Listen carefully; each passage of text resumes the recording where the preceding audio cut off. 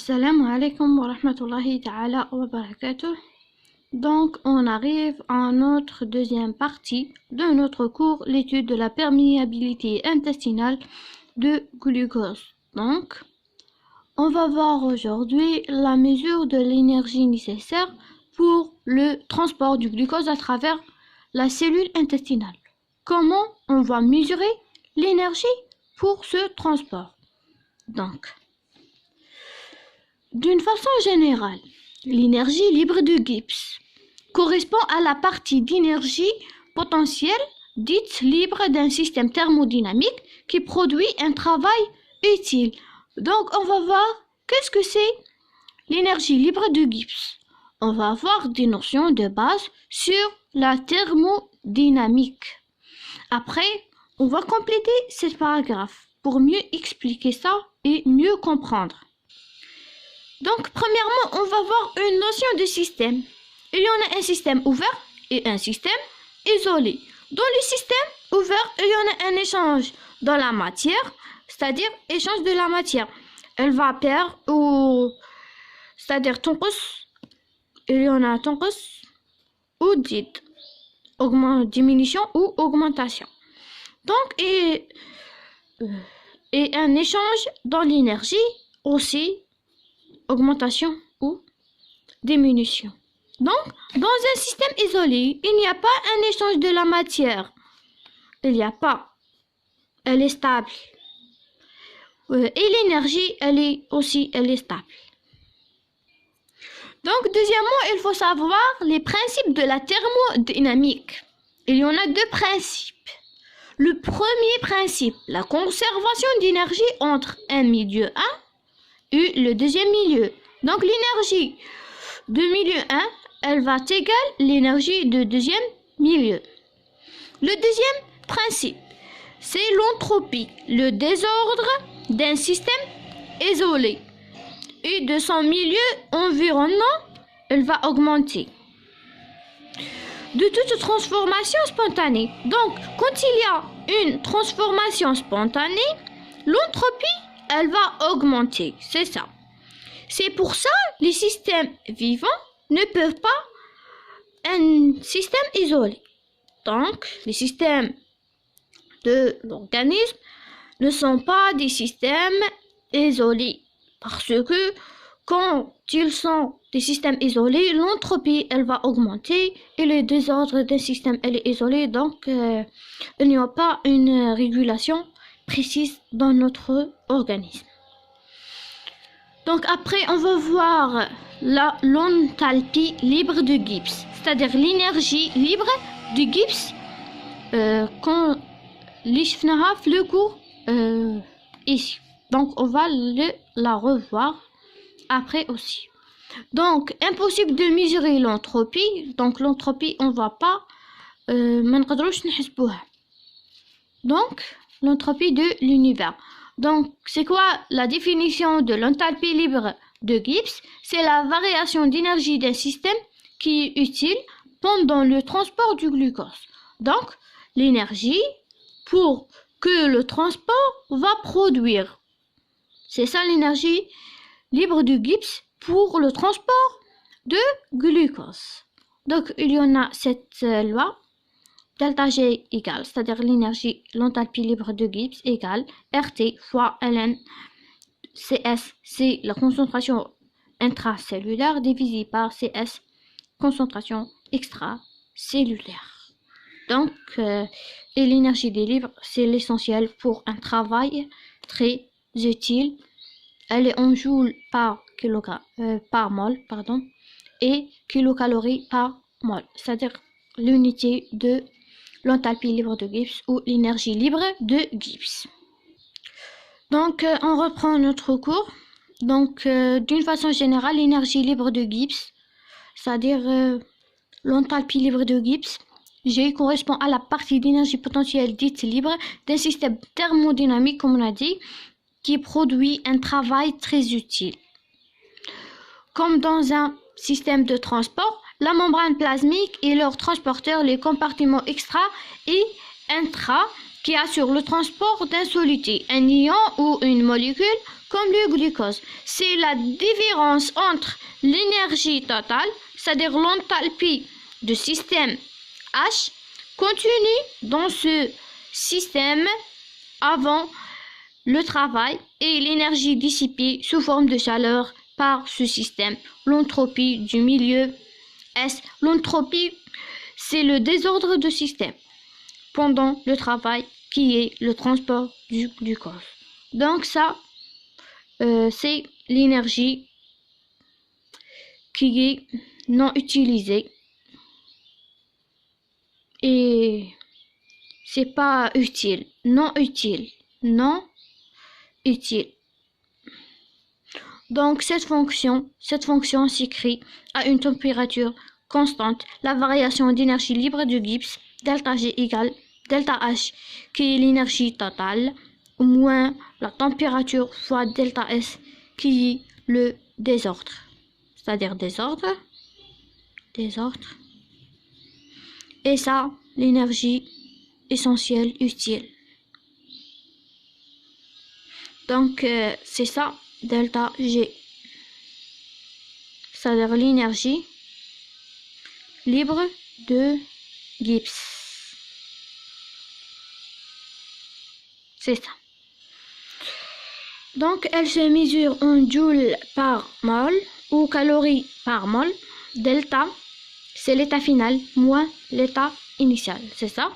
Pour un solide non chargé, comme le glucose, donc il n'y a pas une charge positive ou négative comme le glucose, son déplacement à travers la membrane est réagi à la force du gradient de concentration. Il y en a un gradient. C'est quoi le gradient?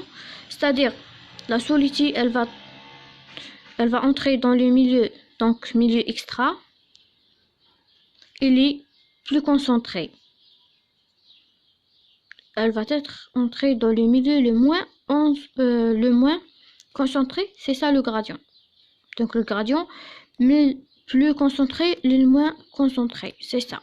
Le calcul de l'énergie libre de Gibbs correspond au calcul de la force du potentiel chimique par.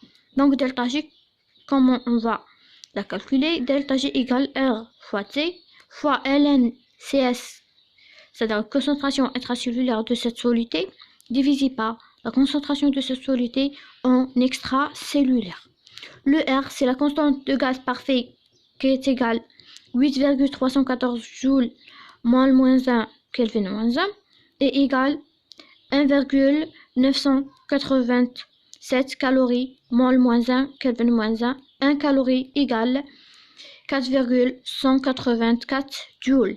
La température, elle est en Kelvin. C'est la température absolue en Kelvin égale 273,3 Kelvin plus T degrés Celsius. C'est ça.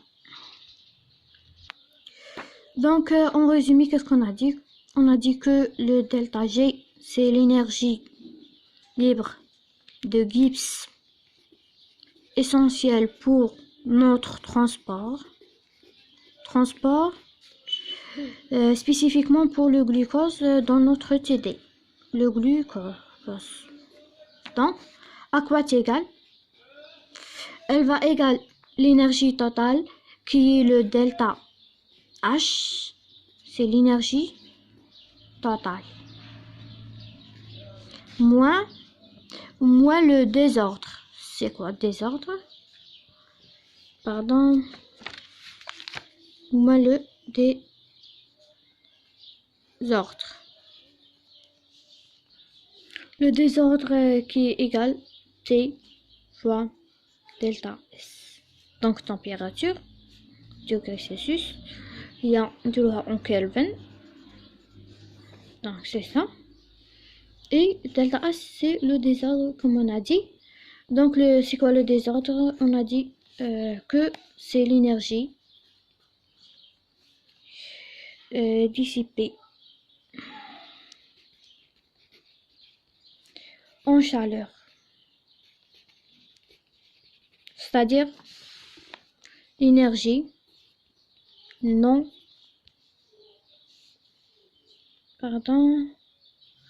essentielle.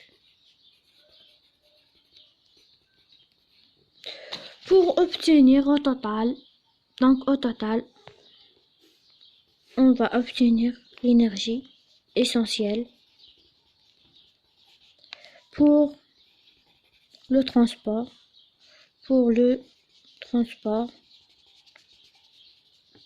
de glucose. Et c'est ça, comme on a dit. Et l'autre loi qui est égale delta G, donc deuxième loi, delta G égale R fois T fois ln, la concentration de soluté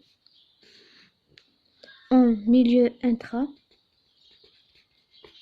intracellulaire sur la concentration de soluté extracellulaire. C'est ça la deuxième loi. Donc le T, on a dit qui est en Kelvin. Le R, c'est la constante de gaz parfait. Donc l'unité est tous et الرقم تاعها عندنا العدد. Donc تبقى لنا نعوضو غير بالconcentration de milieu intra et extra et c'est beau l'énergie تاعنا. Donc c'est comme on a dit, le CS c'est la concentration de soluté intracellulaire, de soluté en mol par litre, et CS extracellulaire, concentration extracellulaire de soluté en mol par litre. L'origine de l'énergie contenue dans un système de transport ou l'enthalpie, c'est-à-dire l'énergie libre de Gibbs avant le travail, détermine leur mode de fonctionnement et la valeur non de l'énergie totale, et la valeur de l'énergie libre de Gibbs, positive ou négative. De ce fait, il existe deux types de transport, de systèmes de transport. Donc, on va les comprendre. Après, on va lire cette paragraphe. Donc, on a dit que la nature de l'énergie dépensée, c'est-à-dire qu'elle est utilisée, et l'enthalpie, elle va nous définir le mode de transport du glucose. Quand il y a une consommation d'énergie et sans consommation d'énergie. Donc, premièrement, sans consommation de l'énergie. Il y en a un transport qui sont sans consommation d'énergie. Oui. L'énergie dissipée en chaleur, elle va être dissipée en chaleur T degrés Celsius. Donc, l'entropie, elle va être augmentée et le delta G, il est donc négatif. Pourquoi? Parce que le delta G, on a dit qu'il est égal delta H moins T fois delta S. Donc, le désordre, elle va augmenter et la température augmenter. C'est-à-dire, augmenter. Donc, elle est augmentation. Donc, donc delta G, tu lis négatif. Quand on a sans consommation d'énergie, il y en a un transport passif qui est sans consommation d'énergie. L'énergie, elle va être dissipée en chaleur et l'entropie, elle va être augmentée et le delta G, en conclusion, elle est négative. C'est ça pour le premier cas. Donc, deuxième cas, quand il y a une consommation d'énergie, le système, elle va être absorber une énergie à partir de l'ATP. Il va utiliser cette énergie totalement, pas d'énergie dissipée. Donc, le delta G, elle va être supérieur à 0. Donc, c'est un transport actif. Donc, quand on a la relation ternaire, donc delta G total, elle va être complètement utilisée. Donc, ça, elle va égaler 0. Donc, le delta G, il est supérieur à 0 dans le cas de la consommation d'énergie. Donc, nota bene, pour les deux cas, à certains moments, le système affaiblit, c'est-à-dire le transport, et annulation, c'est-à-dire et l'état d'équilibre, son travail repos, le delta G, elle va être égale à 0. Et c'est ça pour cette partie. Donc, on va voir qu'est-ce qu'il y a dans cette paragraphe. Pour un système de transport qui doit produire l'énergie pour effectuer un travail, au cours de ce travail, cette énergie est majoritairement libérée sous forme de chaleur dissipée dans le milieu extérieur, comme on l'a dit, ce qui provoque une augmentation de degré de désordre de soluté de glucose dans le système, c'est-à-dire un système instable, c'est-à-dire il y en a une augmentation de l'entropie, favorisant le transport spontané du solide selon le gradient de concentration. Donc le premier qui sont consommation d'énergie, il est selon le gradient de concentration. Dans ce cas, le terme entropique est plus grande, c'est-à-dire le désordre, elle va augmenter que le terme enthalpie. Donc T fois delta S, elle est supérieure à delta H. Delta H, c'est l'énergie. On a dit qu'elle est l'énergie totale. Donc c'est ça. Et la valeur de delta G, elle va être négative. Donc pour un système de transport qui doit absorber l'énergie, donc c'est le deuxième cas, de milieu extérieur pour effectuer un travail par l'hydrolyse de l'ATP par un transporteur membranaire. Cette énergie va être utilisée dans presque sa totalité. Donc l'énergie, elle va être utilisée directement pour le travail, presque la totalité. C'est-à-dire le delta H, il est totalement utilisé. Il n'y a pas d'énergie dissipée en chaleur. Donc sans énergie dissipée, et qui consiste à un transport actif de solide qui est le glucose, car il doit se faire contre son gradient de concentration. Donc on a fait le premier cas selon le gradient de concentration, mais le deuxième cas contre le gradient de concentration. Dans ce cas, le terme enthalpique est plus grand que le terme entropique, c'est-à-dire l'axe تاع voir son entropie. Donc delta H, elle va être supérieure à T fois delta H, et la valeur de delta H est positive. Delta G, elle va être positive, et ça, elle est négative pour le premier cas. Donc pour les deux situations, comme on a dit l'explication, c'est-à-dire c'est ça la nota bin. Donc pour les deux situations précédentes, dès le début du travail, l'énergie potentielle s'affaiblit progressivement jusqu'à un moment où elle s'annule, c'est-à-dire elle va être annulée. À ce moment, le système est incapable d'assurer le transport de solidité, il est à son état d'équilibre ou dans un état sans travail. Donc le delta G, elle va être égal à 0, et c'est ça pour notre TD, et bon courage.